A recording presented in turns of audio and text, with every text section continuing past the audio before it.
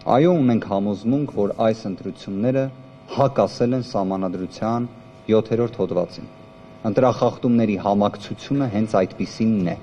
Ներկայացրել ենք դրանք մեր դիմումում, ներկայացրել ենք նաև կից ներկայացված տվյալներով։ Ներկայացրել ենք նաև այնպիսի հանգամանքներ, որոնք մեղմ ասած մտահոգիչ են։ Եվ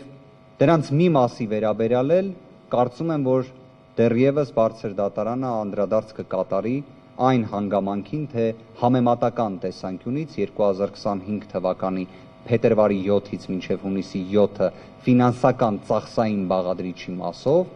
եւ 2026 թվականի փետրվարի 7-ից մինչև հունիսի 7-ը ինչպիսի իրավիճակ է եղել, որովհետեւ նշվածը որպես պնդում նաեւ վարչական ռեսուրսի չարաշահման իմաստով առավել քան կարծում ենք կարեւոր է, նաեւ գործի քննության արդյունավետությունից ելնելով։ Հետևաբար բարձր դատարան այս պայմաններում առկա են բոլոր հիմքերը, որ կենտրոնական ընտրական հանձնաժողովի հունիսի 14-ի 259A որոշումը անվավեր ճանաչի եւ անվավեր ճանաչվեն ընտրությունների արդյունքները։ Կամ մեր կողմից դիմումում ձևակերպվել է հետեւյալ կերպ։ Անվավեր ճանաչվեն ընտրությունների արդյունքները եւ սահմանվի մանդատների պաշտման նոր կարգ։